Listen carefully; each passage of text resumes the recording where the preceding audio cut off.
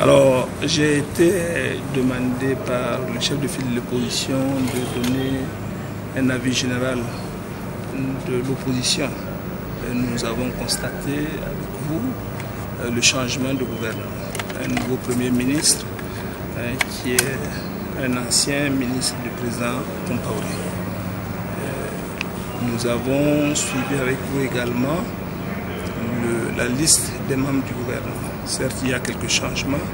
Nous pouvons dire que le gouvernement est resté intact.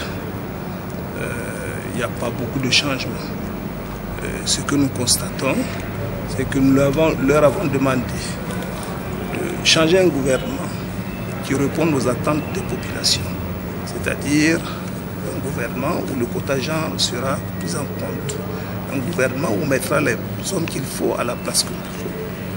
Un gouvernement d'action, qui puisse arrêter les guerres que nous subissons aujourd'hui à nos frontières.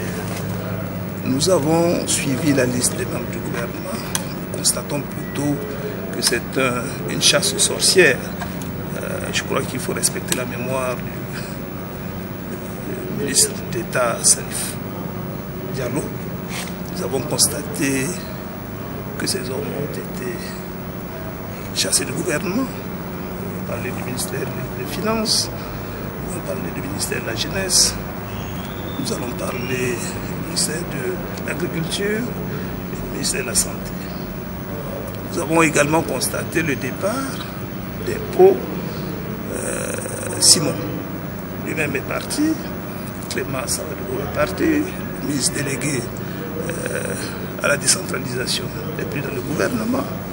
Nous pouvons peut-être, à tort ou à raison, conclure qu'aujourd'hui le président Roch s'affirme en disant c'est mon gouvernement, c'est son gouvernement à lui. Nous pensions à un gouvernement plutôt d'union. Nous n'avons pas été consultés, nous n'avons pas été concertés. Il y a eu de concertation avec le chef de file de l'opposition, il y a eu de concertation avec les partis d'opposition. Donc, à regarder la configuration du gouvernement, nous ne voyons pas de changement significatif qui présage un changement de gouvernance au Burkina Faso. Mais nous le jugerons sur le fond, sur le terrain. Je vous ai dit tantôt que l'opposition demandait à ce que l'on mette les hommes qu'il faut à la place qu'il faut. Si au niveau de la sécurité, un certain Compaoré Séni, qui est un ancien gendarme à la retraite, a été appelé en rescousse, on peut dire qu'il a encore du reste pour ce qui concerne sa spécialisation dans la sécurité.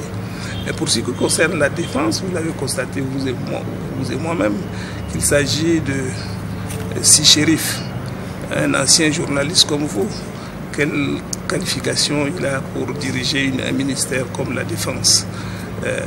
Je ne peux que prier Dieu qu'il donne courage et qu'il puisse s'entourer de spécialistes afin qu'il puisse gouverner et diriger ce ministère-là. Et je suis un peu, j'allais dire, inquiet quand on sait ce qui se passe actuellement, quand les armes crépitent au niveau des frontières. Il faut trouver des gens spécialistes. C'est ce que nous avons dit. Et à ce niveau-là, je pense que nous ne pouvons pas dire que nous sommes satisfaits.